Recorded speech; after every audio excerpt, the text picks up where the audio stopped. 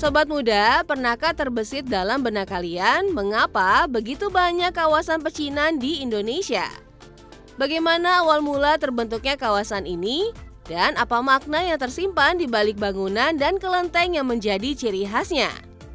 Kehadiran etnis Tionghoa di Indonesia ternyata sudah ada sebelum Indonesia menjadi republik, bahkan jauh sebelum era kolonial.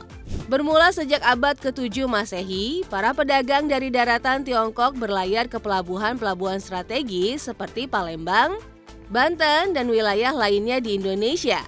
Tidak hanya itu, dalam sejarah Melayu dan catatan dinasti Tang tercatat interaksi antara kerajaan Sriwijaya dengan para pelaut dan pedagang Tiongkok.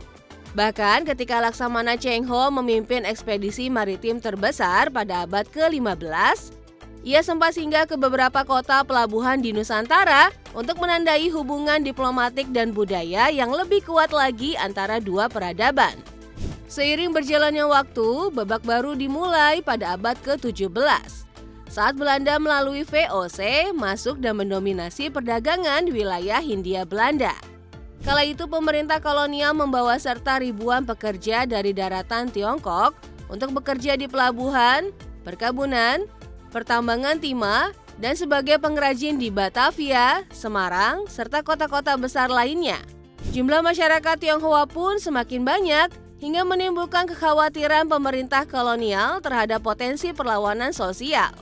Akhirnya diberlakukan kebijakan segregasi atau pemisahan permukiman berdasarkan etnis. Dari sinilah cikal bakal pecinan muncul.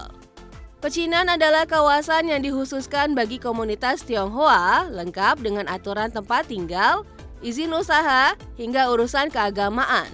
Salah satu kawasan pecinan tertua dan paling bersejarah adalah kawasan Glodok di Jakarta Barat. Menurut sejarawan Mona Lohanda dalam bukunya The Kapitan China of Batavia, pecinan Glodok resmi terbentuk setelah tragedi berdarah pada 1740. Ketika pemerintah Belanda membantai ribuan warga Tionghoa yang tinggal di dalam tembok Batavia. Pasca tragedi tersebut, mereka selamat dipindahkan keluar tembok kota di wilayah yang kini dikenal sebagai Glodok.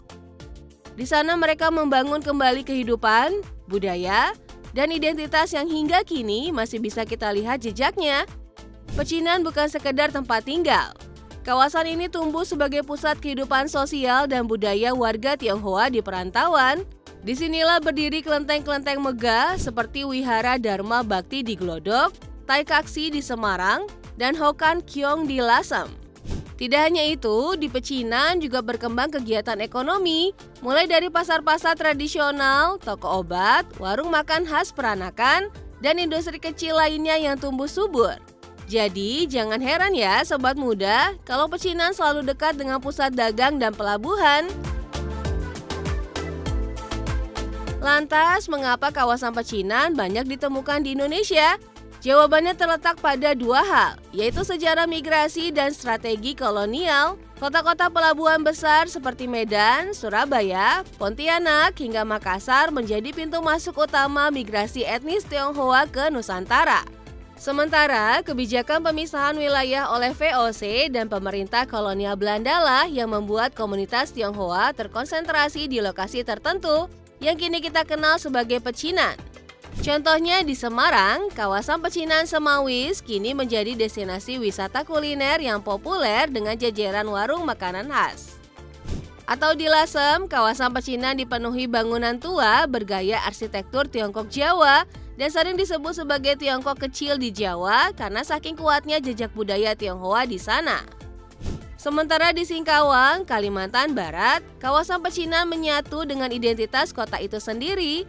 Mengingat lebih dari 40% penduduk Singkawang berasal dari keturunan Tionghoa yang hidup berdampingan dengan etnis Dayak dan Melayu dalam harmoni budaya yang unik. Sayangnya, perjalanan pecinan tak selalu mulus. Di era Orde Baru, berbagai kebijakan asimilasi memaksa warga Tionghoa menyembunyikan identitas budayanya. Perayaan Imlek dilarang, kelenteng-kelenteng dibatasi, dan nama-nama Tionghoa diganti dengan nama Indonesia.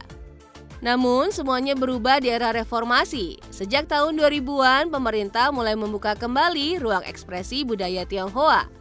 Imlek ditetapkan sebagai hari libur nasional, kelenteng-kelenteng kembali aktif. Dan kawasan pecinan mulai direvitalisasi sebagai warisan budaya yang patut dijaga. Kini, banyak pecinan yang menjelma menjadi destinasi wisata sejarah dan kuliner. Jejak pecinan di Indonesia bukan sekadar peninggalan masa lalu, tetapi cermin keragaman bangsa, di mana perbedaan etnis, agama, dan budaya bukan halangan untuk hidup berdampingan. Keren kan, sobat muda?